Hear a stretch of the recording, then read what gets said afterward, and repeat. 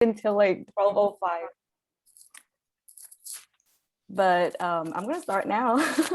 Hello, everyone. Thank you so much for joining our Joint Academe Mobility Speaker Series session for Spring 2020. I'm really excited to bring to y'all like all of the amazing professionals in global mobility industry. And we have 3 days of the event. Today's the first day of our JAM week, and we'll be having the regional focus on Americas, North America and Latin America. But the other 2 days are also so exciting and really awesome. Like, so I encourage you to, if you're here today, still RSVP for the other 2 sessions.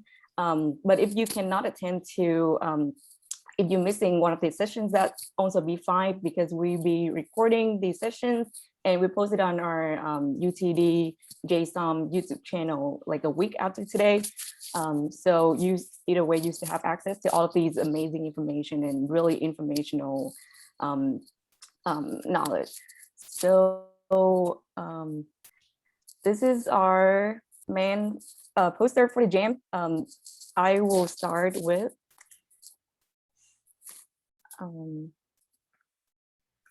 I will start introducing myself. I'm Mei Ngo, and I'm the GMC Global Mobility Club president. I study global business and marketing, double major. I used to have an ITSS minor like Grace, but now I'm like more focused on global business. So yeah, and really excited to have all of you today. And great. Thanks, May. So my name is Grace Richmond, and I am the GMC Vice President. I'm a global business major, and I have a minor in data analytics, as May had said. We're both seniors, and we're just so excited to be putting this on for y'all. All right. So for those of you who are not really familiar with the term global mobility, so I will quickly introduce it. So global mobility essentially is the movement of employees around the world in order to support the business objectives.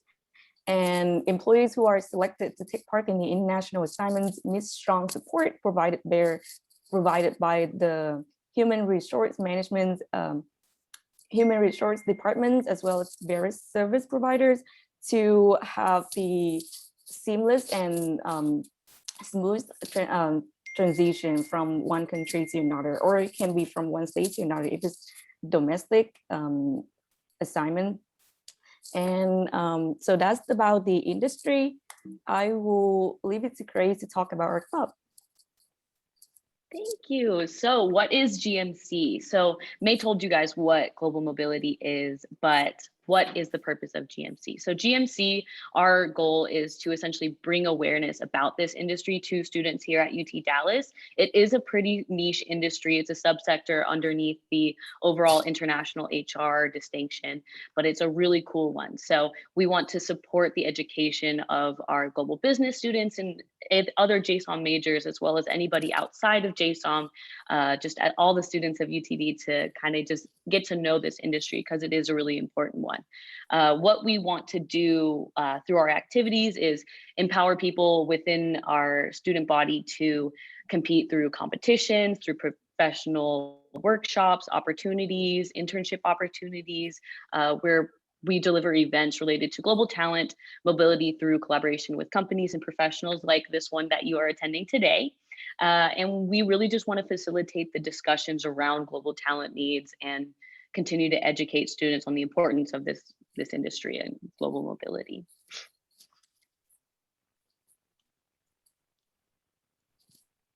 And for today's session, we are cracking the code on today's global mobility. We're going to be covering some higher level trends, the reality of international remote work, and we're also going to be taking a deep dive into a case study over the Panama. So for our first introduction, I want to introduce Ben Cross, the CEO of Glomo and the host of Love and Relo, as our facilitator today.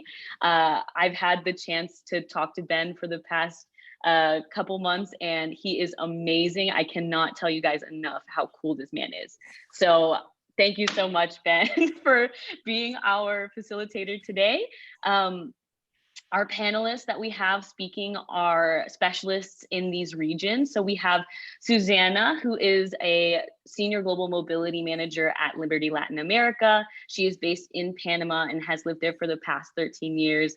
She is a specialist in this industry and has a ridiculous amount of experience, especially in this region. So she is absolutely amazing. Thank you so much for being here, Susanna.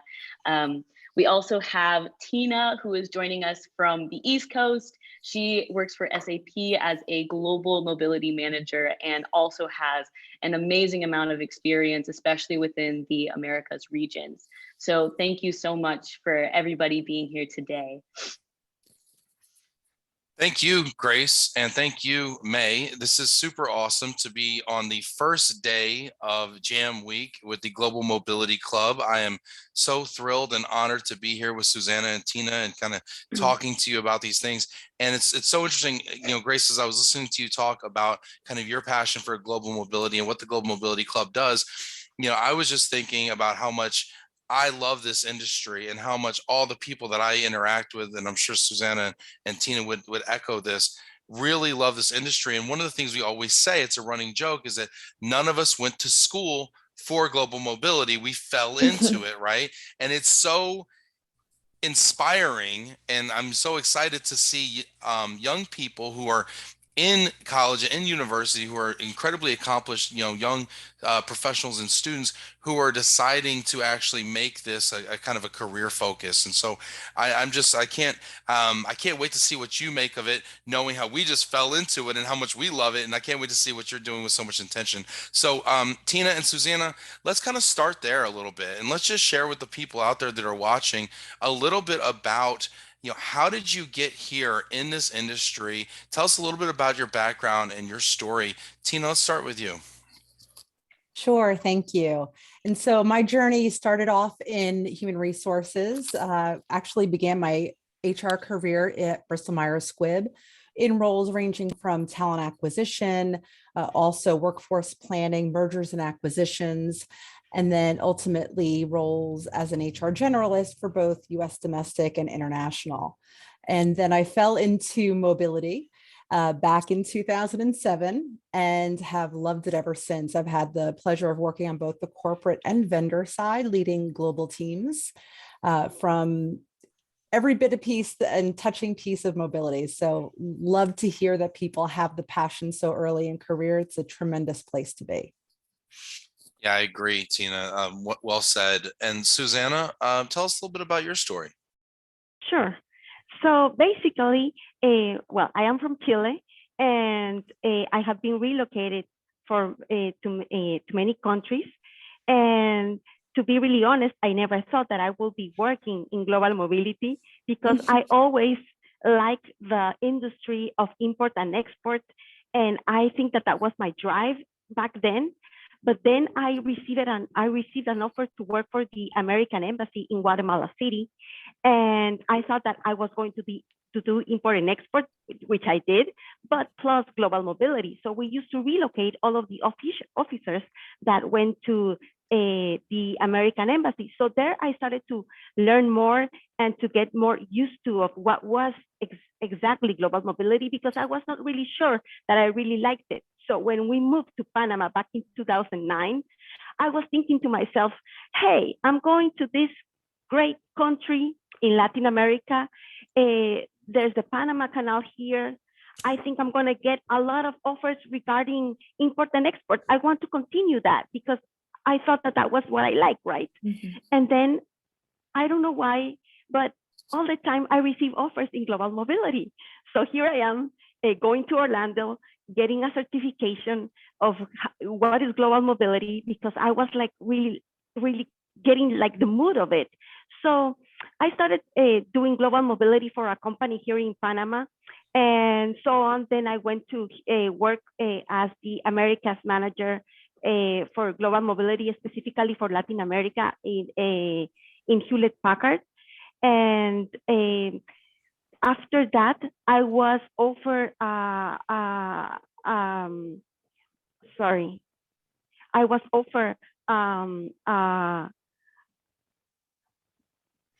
after Hewlett Packard, you were saying you were offered a job?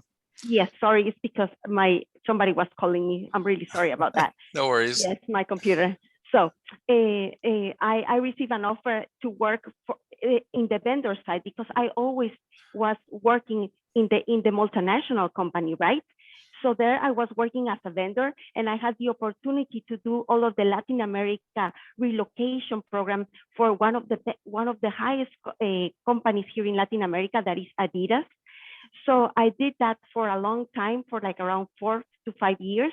And after that, I came back to inside the company, and I am here as the senior global mobility manager for Liberty Latin America, and still in Panama, but helping the business to relocate people from one place to another, making policies, doing everything we can in order to facilitate all of the programs, right? So I am very happy to be here, and I am very happy to share the story with you guys and to support the new generation. I love it, Susanna, and your passion is so is palpable, and it really jumps through the screen. And I love it. And we're seeing people that are tuning in here. And if you're enjoying this conversation, please get in the comments. Shout out to Asmita and Kat there. Kat says, "Wow, such an inspiring journey." Please put your comments in the comments and your questions in the questions box. I think as Grace had said before.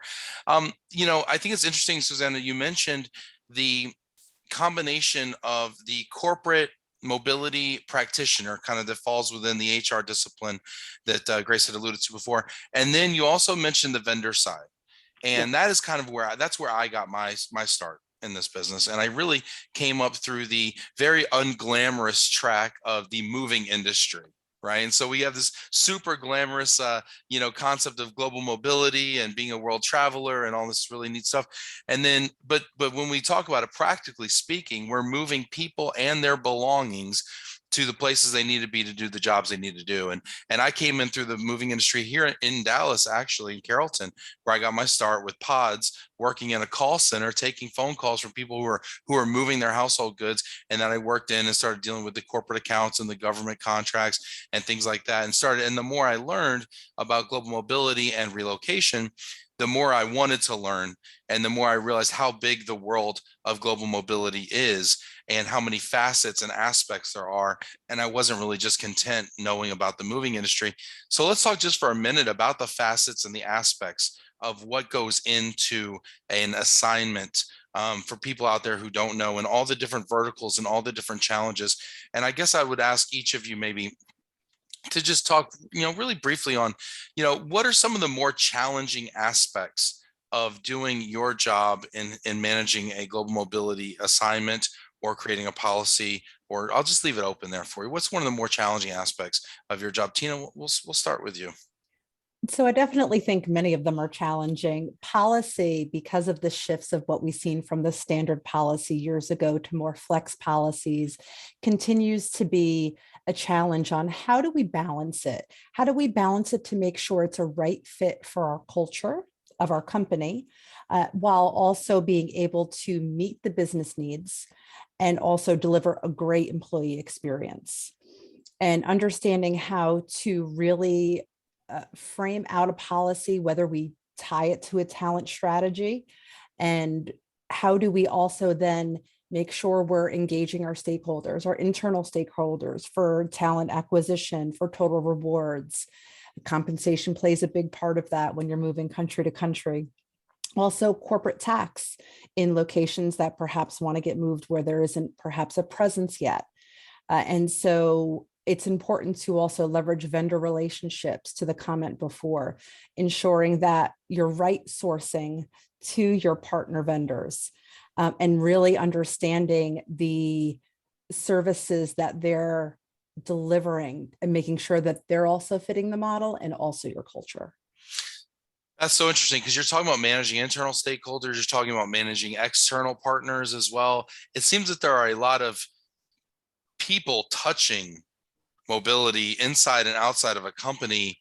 I mean, how do you effectively do that? What are some of the skill sets, maybe, as we have people who are watching this who are gaining skill sets, right? That's what we go to university for, right? What are some of those skill sets and things that are necessary in order to kind of manage all those different relationships? And I think that's the first thing, is really identifying who your stakeholders are Mm, and building those relationships, and understanding where there's a vested interest and being able to articulate that to them, for them to understand, because global mobility is so huge and touches every aspect. It touches compensation, it touches equity, it touches people's lives, it touches so many facets. And really being able to tell the story will definitely have them mm. understand that there is that need to really partner. Okay. Yeah, it makes sense. And it looks like we lost our graphic there real quick there. You want to bring that back up for us?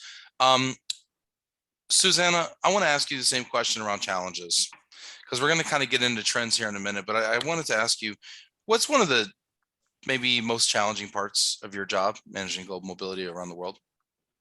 I think that for me is getting the right provider, specifically for Latin America, because it's not really something that can happen really reliable brokers that we can count on. So when you find one provider, because not all of the Latin American companies located in Latin America, of course, have global providers that do their global mobility eh, package. Sometimes there is in-house global mobility, like right now, where I am sitting right now. We do local in-house mobility. We do everything. However, some other companies do it across a global mobility provider that will manage the policy for the company. Suzanne, I Yes. want to just ask you, just for clarification, when you say providers, can you help us understand, what do you mean when you say providers? What types of providers? Can you give us an example what those providers do Yes, for you? of course. So depending on the relocation program that every company has, there are different benefits that a package of relocation can have. In some companies, there is a look and see, let's say a look and see trip. This is a flight that you need to provide to the employee that is relocating. Let's say 5 days, 4 nights in the host country, where they can learn and see if they like the culture, if they can find things that they can find in their home country. Also, we need to find a provider for shipping. This means that we have to pack somebody their belongings in their home country and ship them to the host country. We have to provide 30 days of temporary living. So you have to have very good partners that will offer very good apartments with low prices, and not to pay a lot of high prices like in Latin America. There's a lot of issues with that, because not everybody wants to pay what usually we pay in the US for a temporary living, depending on any state. Of course, there are states that are more expensive than others. We have to have also a rental car provider, because we usually grant 30 days of temporary leave of rental car. We need to have providers of spouse support that would facilitate the life of the spouses that are relocating with the employee. School support also, we need to make adjustments with the school that somehow the employee is relocating with kids, right? So we need to have liaisons with schools that would accept the children of the employees that are relocating, maybe out of the calendar year. So we need to find those liaisons with other providers, brokers, companies, right? Yeah, so there's a lot of things that go into it. I mean, you just mentioned, schools. You mentioned obviously the logistics of moving people. You mentioned the corporate travel aspect. Finding apartments and places to live in the United States. That also has to do a lot more like permanent, buying a house, for instance, and things like that. So there's a lot of aspects to it. I want to ask, it feels like change is happening faster than ever right now. And it also feels like global mobility is in a weird way at the center of so many things that are happening in the world over the last few years. And I wanted to ask you all, as we start to talk about high level trends that you're seeing, if you could share some of those that come to mind with our audience. What are some of the things right now that you're seeing as a high level trend in global mobility? now, maybe over the last few years? I think particularly where we're seeing a big shift is the demand, especially on the back end of COVID, is flexible working arrangements, right? So we talked about challenges, whether it be with our relocation vendors and also policy, but also there's a compliance factor. And so we really are leaning heavier on our immigration partners as well as our tax vendors to make sure that we're able to present the facts and challenges to our business, particularly in the world of flex work arrangements. Many companies are moving to 100% remote. Go ahead, work from home. And many people are taking the opportunity to say, well, wait a minute, I can go to Costa Rica, pay a couple thousand online and get a global nomad visa. And what's important for mobility is really to be prepared to have that consultative strategic dialogue with the leaders to say that may not necessarily be an option because there are larger risks such as corporate tax that needs to be assessed. And so it really is that managing expectations and being able to balance risk mitigation through these things that we need to consider. Yeah, that's a great one. And I want to double click into that here in a minute. It's such a great meaty topic. And I think we're all thinking about that. I mean, as soon as, we started hearing about, you can work from home or you can work remotely. And then, well, can I work from anywhere, and what does that mean? And visions of this fantasy of, on a canoe in Bali on a laptop, started flashing through people's heads, right? And then Tina's like, whoa, not so fast. Hold on a second. We have a conversation here. That's a really good one. And, when I think about some of the macro things that have been happening in the world too, even before, the pandemic changed everything about work, when I think about Brexit, right? And I think about the UK deciding to leave the European Union. And then the companies now that were impacted and had to decide, okay, am I going to move, my headquarters from London to Paris, for instance, or Amsterdam or whatever? And now what does that mean for the flow of people and goods and things like that? What does that mean from a tax standpoint? And that to me is squarely in the realm of global mobility.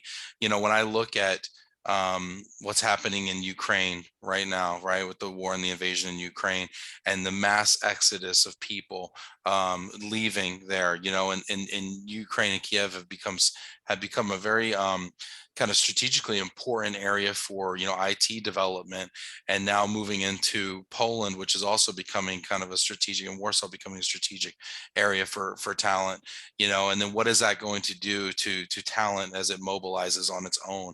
And Susanna, I'm seeing a lot of, and I'm curious if you see this in Panama and LATAM, but I'm seeing a lot more self-directed relocation, a lot more people raising their hand, or maybe not raising their hand, right, Tina, and just saying, I'm going, And Susanna, do you see this in Panama and Latin America as well? Is this trend? Going where? I don't understand. Sorry. Yeah, no, just going anywhere, going wherever they want to go. I mean, do you see Yes. workers just Yes. deciding that they want to be somewhere else and Yes. going there?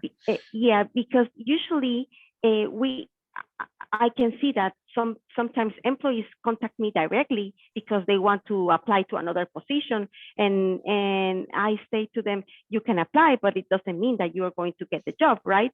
So we see that there are more self-petitioners needed to be relocated to another country. And another thing that I have seen a lot is the commuter people, is because since, like Tina said before, since we have to work with a lot of stakeholders within the industry, you have to have everybody aligned to what is global mobility, right? Because there you can find managers, or you can find VPs that are moving people, let's say within the Caribbean, without a proper visa, right? So we have these people that are in compliance with the host country, because sometimes they are being physically in another country and they become tax residents.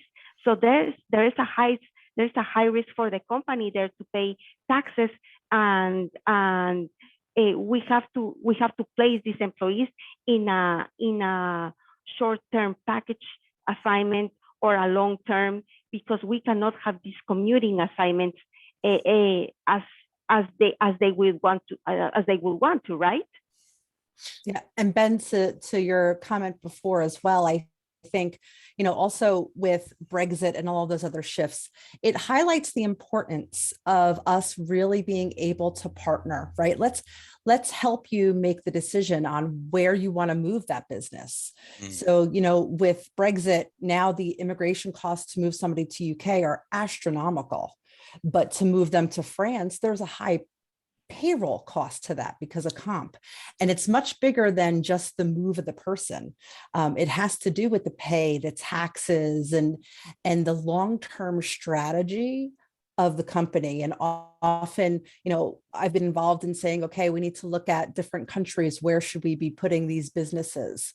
And it's really, having that conversation that's important. So you're really, it sounds like, having a lot more strategic level conversations than maybe tactical. I know when I got into this business about 16 years ago, it seemed like the conversation was very tactical.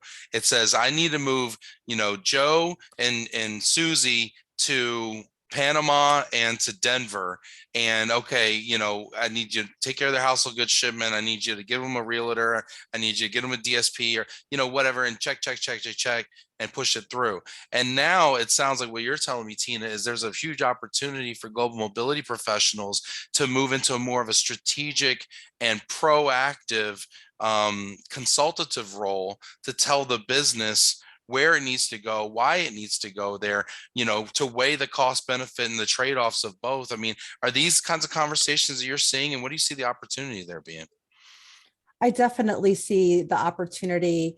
And it really is understanding also what the talent strategy is. If the company has a good talent strategy and you're able to really build that stakeholder engagements, there is more potential, I think, to become that strategic partner, right? So most companies have an annual process where they go through leadership reviews. Let's talk about your succession plans. What are your ready now, ready soon, and ready later talent look like? And on a global scale, what does that mean in terms of potential cost for the next 3 to 5 years for mobility if you want to move this talent? I love what you just, I'm going to stop you just because you said something. I love this. And I haven't heard this before. You're ready now, ready soon, and ready later talents. Mm-hmm. And what role does global mobility play, if any, in moving them down the progression there? So there's the proactive planning to be able to project what those potential costs would look like. And then, to balance on kind of what the objectives they would be in the role. And there's also the retention planning. We know that, a lot of companies still see it as an initiative and a focus to have really good retention planning for bringing people back from assignments and moving them on to the next role. So as much as we can partner in those talent discussions, maybe not in the discussions, but have that partnership outside of the outcomes of that discussion, we can be really key partners and being able to help clear the path, if you will, for the talent, help them know the costs. You mentioned retention, and I'm thinking, if I'm listening to what you're saying, I'm thinking, wow, SAP just moved me to this amazing location, just gave me this incredible opportunity. Why would retention even be an issue? How does retention play into global mobility in ways that we may not be aware? So it depends on their track. But many times you're moving talent from, say, a headquarters location, and they're moving throughout their journey, and they could be moving to a market where they're potentially holding a much higher role. Mm-hmm. And then they're going about their day and their years and really, doing a great job. And then it comes that crunch time. Oh gosh, 6 months and my assignment's going to be over. What's happening with this talent? And some companies will struggle with scrambling to say, oh, wait, but we don't have those other positions open yet. And so without that kind of planning, people can sometimes, often they're making their own personal plans for, perhaps their spouse, partner, or children. They say, I want to come back, or I want that next move. And perhaps it doesn't exist yet. So then if we do repatriate or extend or move them to a role that isn't clear or planned, it becomes a retention concern because they feel, I think employees can feel that they gave it their all, they uprooted their lives, and then they haven't reaped the career benefit that they had expected, right? And so a lot of it is expectation management as well. I Suzanne, agree. don't know. Fascinating. I agree totally with Tina, because everything now I see that it's a new trend, that everything has to be aligned with talent now, because there has to be a career path for this employee, specifically when you have employees that are potentially mobile employees that will go from one location to another location. In this case, you are also being able to let the HR and business partner know that we could place, let's say, this employee on a bigger insurance plan that will cover him in other places, more than just placing them locally, let's say in the current country where they are going, because sometimes we do have assignments where the employee will have an expat move, or it will become a local, right? So I think it's very important to be aligned with talent, to know what is the career path of this employee, to specify and to get to know if this employee will be a mobile employee or only an international hire to a new country. And that all drives that. You're absolutely right. And it all works into what your policy looks like. Then you get into Exactly. localization policies for people who are on assignment, expectation setting. You get into compensation, people who are on high salaries, low tax, that are going on assignments and then get a local offer, and their net pay has been, negatively impacted by virtue of moving to that market competitive salary. So you have to work with your total rewards partners, give them the heads up. Is something going to be done to help offset that and kind of soften the blow for their landing? This is really fascinating. And there's a lot of ifs that kind of pop up here. And it sounds like that's one of the things I find most fascinating about global mobility, is how well versed we have to be on so many different topics, from compliance to tax to immigration to, strategic trends, all the way down to tactical partner relationships and how to move used furniture. It's just everything, right? It's really crazy. But I want to go back to something we kind of talked about before. And I want to go back to this rise of, work from anywhere, remote work. You hear digital nomadism. I don't even know what the best term is these days. But I want to hear about, how does global mobility, how is Tina and Susanna and their organizations solving for these challenges? What are the immigration and compliance issues specifically? And I want to look at each region. So Tina, if you would talk to me about the US, and then Susanna, if you would talk to me a little bit about LATAM in your region as well. Mm-hmm. Tina? Sure. So, in terms of the US, individuals who are, citizens or green card holders leaving the US to go work from Bora Bora, there are some locations that offer digital nomads. You pay a couple $1,000s perhaps online, and you're able to secure that for a year or two. And it sounds very enticing, but often they're not informed to realize, oh, wait, I still have a US tax obligation. The bigger compliance issue is more so for the companies, though. And so when an individual decides to just go work from another country, there needs to be an established entity for which they're tied to or seconded to. And we need to make sure that the activities that are being performed there does not create permanent establishment from a corporate tax risk, which is separate. I want to paraphrase two things I heard you say here. Okay. One, if you go work in Bora Bora, you still got to pay taxes in the US. So don't think just because you left, you don't have an obligation. Okay. I think that's important. Okay. The second thing you said is, when you go to Bora Bora, if you stay there too long, or too many of y'all go to Bora Bora at the same time, all of a sudden now the company basically unofficially or officially has an office now there in Bora Bora. And now they now owe taxes or have compliance issues in this hypothetical Bora Bora second office. Is that right, Tina? Kind of, sort of? Absolutely. Hypothetically, on day one, based on the activities being performed, you can create what's considered permanent establishment, which means your company's revenue becomes taxable in that new location. So it's not a personal tax, it's a corporate tax exposure. Oh, that sounds expensive. And so in mobility planning with your organizations, it's important to know what the level of risk is for presence in certain locations. And a lot of it is, being able to, as you see flexible work policies being rolled out in different countries, to really align and just get 15 minutes with HR, just enough to scare them from a mobility standpoint, to say, wait a minute, I think we need to have a bigger conversation. I love it. And Susanna, what are you seeing from where you sit?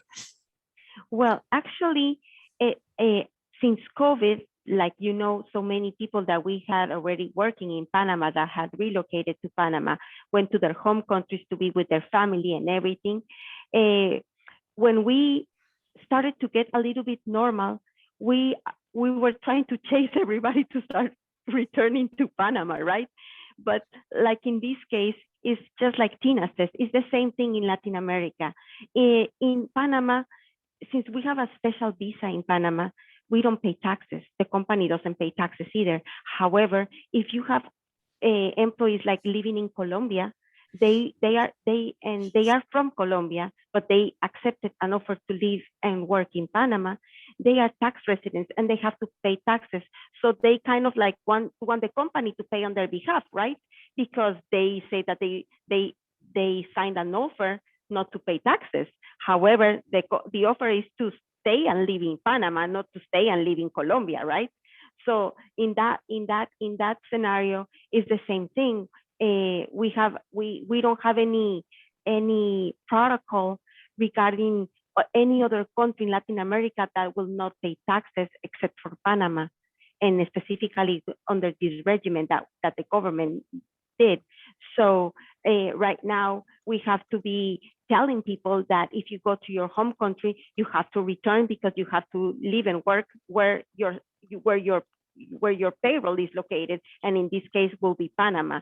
And it was the same with other companies that I worked before. I knew that HR was also trying to advise employees to return, right? Because it would make the company, well, actually, the company could get a fine also if we have same employees located in other regions, right? So they have to be here. Okay, this is great practical information. I want to answer a couple questions we have from some students because their class is going to get out soon, and we don't want to keep them after class. All right, so let's go. We're going to prioritize a couple questions here before we take a spotlight on Panama. We've got a question here. How difficult is it to enter the field of global mobility? I don't think it's hard to enter the field of global mobility. Well, we all did it by accident, so it's not hard to do, okay? It's not hard to do, but like I always say, global mobility, maybe you don't see exactly within the company what is global mobility, but we are always part of HR. We are the perfect partner of an HR, and we are always by the umbrella of rewards, because at the end we are like a benefit for employees. But I see that there's a lot of potential with a lot of companies and trying to have new policies regarding global mobility. So I don't think it's hard to get into this world. What do you think, Tina? I agree with you, actually. And it's interesting because a lot of companies are, either tied under total rewards in terms of mobility, but then you have a lot of organizations that shifted to a shared services model. So now mobility falls somewhat under that umbrella within an organization. I always referred to mobility as the land of misfit toys because we fit everywhere and nowhere at the same time. Yes. But I really do think that there is so much opportunity for finding a position within mobility in so many different ways that I don't think it's difficult at all. You know what, and I sense that we're sounding really smart, and so we're scaring some of the kids out here about how smart you got to be. Because the next question here is actually students would like to know how much legal knowledge one should have when entering and working in the field of global mobility. Are any of us lawyers? Nope, Nope. not a lawyer, not a tax expert. We just play one on Zoom meetings. That's all. I think, honestly, I think what it is the appetite for knowledge, Mm. right? It's knowing enough to be dangerous and leveraging your vendor network, right? So, I literally was on a call with an executive who was moving from Singapore. I said, don't forget to talk to the tax vendor because of your deemed exercise taxes, right? And that's just things that you learn as you go along. But it really is having the knowledge to ask questions and never be shy, and understanding the main categories, and learning about that. So other than that, I don't think not many people have advanced degrees in any one mobility discipline. I agree. I agree with Tina because I have a psychology degree, and basically I learned everything just about asking the correct question. Just, I mean, if you enter and you think you don't know immigration and maybe you're scared, you have a provider, you have a partner there that will help you out. And you will be learning experience by experience. And if you don't know something, you will have there the network of your provider that will assist you. You can enter the calls with the employee as well. So you learn different countries and then you have the knowledge. And then before you know, you are an expert in an area. So I think that is it. Beautiful. And we have another question here from Amith here. And I love these questions. Keep them coming. Amith says, how does a typical day look like in the field of global mobility? What prerequisites do we need to fulfill to enter global mobility? And lastly, I love the question. Can you please comment about the pay? So how about this? I will let y'all handle the first two and I'll handle the pay question because I do have a recruitment agency. So I'll let you handle the first two questions, ladies. What does a typical day look like in mobility, Susanna? Oh, it's really, I don't want to say really stressful because it's not. It depends on what you have to do. But right now I am sitting in a company where we are relocating 16 employees every 15 days, almost. Oh, wow. Yes, we are growing so fast that we have a lot of things to do, but you never get bored. You never get bored because you have to do so many things, and everything, you don't do everything the same, even though the processes are the same.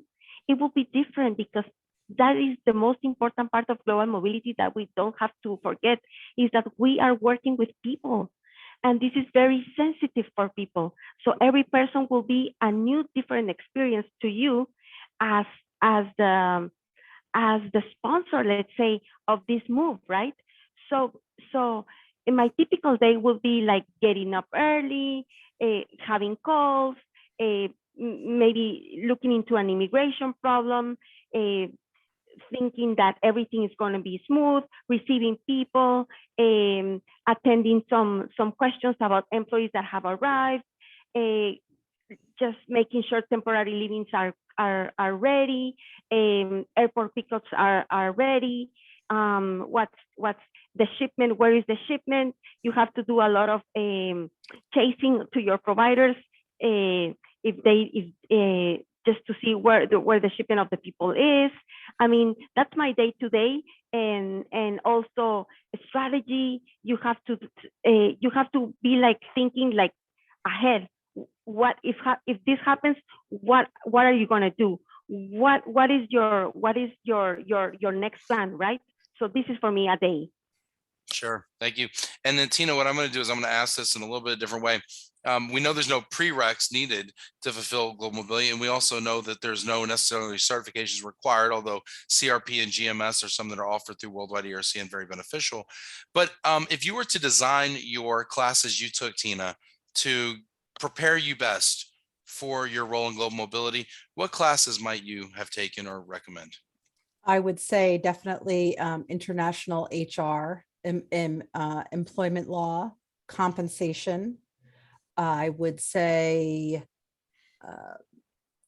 workforce planning. What about supply chain for all those vendors and partners you manage? Yeah, payroll, supply chain, absolutely. Because it's important to understand how those pieces work, right? So I may have a partner vendor, but at the end of the day, you need to understand kind of how they work, right? And so I absolutely agree with that. And really, honestly, I would say if they taught a class on it, maybe I'd teach it, being very comfortable being uncomfortable, right? Having the difficult conversations, being able to say, I don't know, but getting that information, right?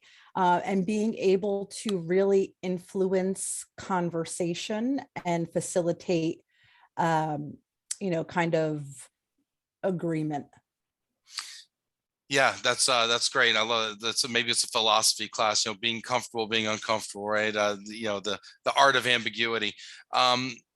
Commenting about the pay. I mean, let's face it, that's why we go to college, right? Commenting about the pay. You see associates coming into this business with zero experience. We call them front deskers, people that might have just had like a hospitality or call center job, or maybe they worked in a hotel or something like that.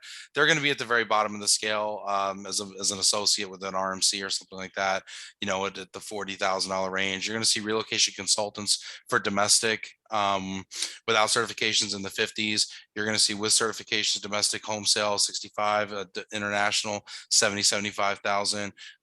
We have seen very, very, very senior with great relationships on the client side from an RMC standpoint up into the 70s, 80s, 90s, but it's very rare. Then you get onto into like management and director level and things like that, where you can see six figures on the corporate side. I think for people who have more experience and who have worked somewhere before and go somewhere, you can definitely in the six figures. So I don't know if that helps at all. And that's definitely not empirical, but that's just what I've seen from a recruiting standpoint.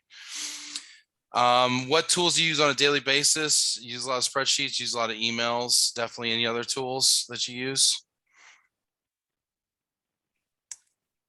A lot of data sharing, SharePoint, a Mhm. lot of Teams, a lot of Excels. I am an Excel junkie, queries, databases, Yes. and a lot of Yeah. email. Yeah, a lot of email, right? Let's be Yes. honest. We're using a lot of email. So we talked about the workday a little bit, Hillary. If there's a more specific question, let us know. And I know we're running out of time a little bit, but I wanted to prioritize the questions of the audience because that's kind of who we're doing it for here.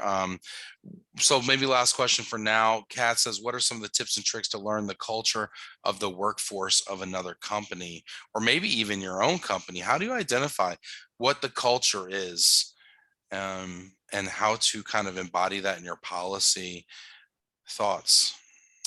So I'll share mine. I actually joined SAP just back in September. And this is my first experience in a technology company, having come from big pharma. I had done time with retail and then on the vendor side. And it really is listening, really understanding one, geographically where your company kind of sits, right? And, SAP is a German headquartered company, different culture than a US headquartered company. And then you have kind of that tech piece. So a lot of it really is establishing a network, being able to foster that relationship, and also listening, attend whatever meetings you can, to really be that fly on the wall to get a sense of the culture. Yeah, and going back to classes that I would recommend taking, Kat, persuasive writing classes, things that help you make your business case. I would highly recommend those because that is one common complaint we hear from people in global mobility is they don't always feel, because they are so niche, they don't always feel that they have the seat at the table or the influence that they want with all the stakeholders necessary to make the changes they want to make. So I would definitely look at ways to be more persuasive. You know what? Let's hop on to the topic number 3 here, and let's take a deep dive into Panama. Susanna's put together a phenomenal case study about Panama. Susanna, would you like to introduce us to this wonderful country? Yes, of course. So Panama, as you may have heard or Panama is in Central America, is the last country of Central America between Costa Rica and Colombia. So why did I choose Panama? It's not only because I am located in Panama and I work from Panama, but Panama is one of in Latin America, there are 33 countries and only Panama offers what what the government offers right now here as a country. So there are different and multiple types of visas in Panama. However, the government may in 2007 announced that they were going to make a new specific visa that is called a SEM visa that is given for multinational companies, for the companies to have their headquarters here in Panama and subsidiaries in other countries. So in this case, the government allows the company to be exempted from taxes as well as their employees that are relocating to Panama. So specifically, we have in Panama right now, we have 160 different industries that have moved to Panama and have opened their operational center or headquarters here for Latin America and some of them for the world. Yes. I have a question. How do I Tell move me. my headquarters? How do I move my headquarters to Panama to take advantage of this tax environment? What does that entail? What does that mean? I mean, can I live in Texas, but my headquarters of my company is in Panama? I mean, what does that require? Do I have to move to Panama? Help me out here. Well, actually, the companies that come to Panama, they have to make they have to pay a big amount of money. It's almost more than $1 million to come to Panama and locate their headquarters, and they will receive a license.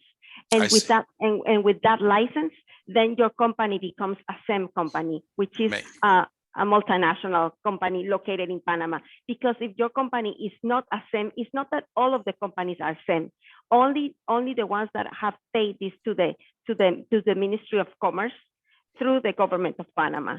So we have a lot of companies, like in this case, I don't know if you have heard the company Novartis. Of course you have. This is a pharmaceutical. This is not a SEM company here in Panama. However, Johnson & Johnson and Janssen, they are a SEM company.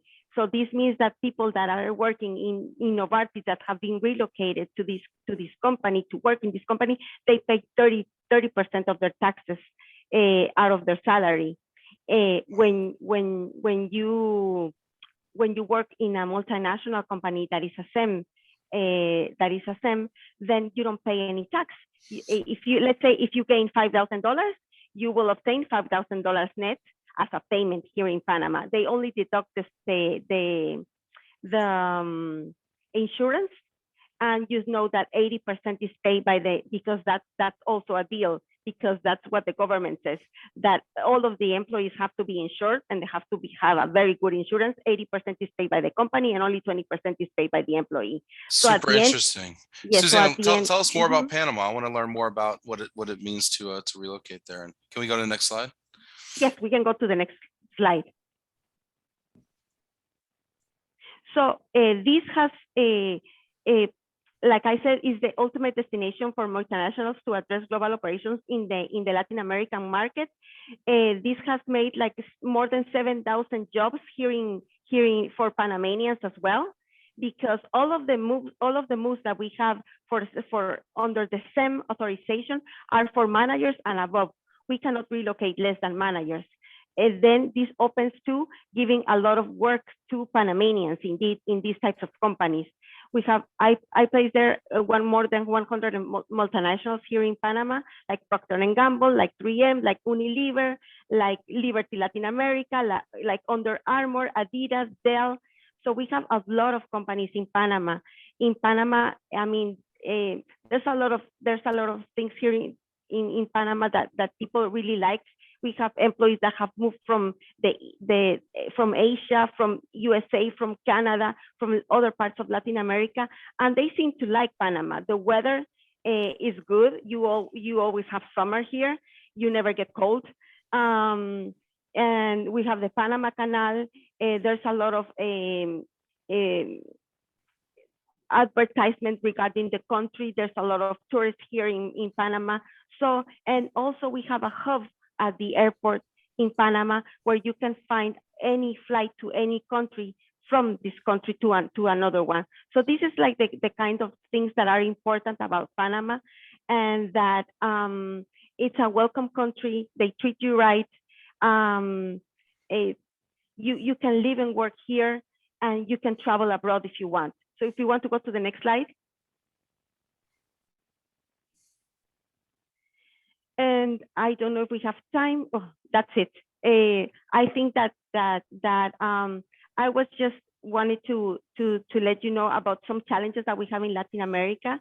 But I guess that we don't have any more time, right? We are out. So but specifically, this was my presentation for you all. I think that you should all want to come and visit Panama someday. You will like it. And I am thinking that maybe Ben and Tina will come and join me someday. I would love to. We'll do this next time from Absolutely. Panama, definitely. This has been wonderful. Susanna, thank you so much for the insight into Panama. It looks like based on your challenges here, it looks like there's quite a bit to consider when moving to LATAM. Looks like there's a lot of upside in the region, but there's also a lot of challenges from the mobility standpoint, which is probably why everybody's not there already, right? Otherwise, it sounds pretty cool. This has been a lot of fun. Susanna Vega, phenomenal job. Tina Wendell, phenomenal job.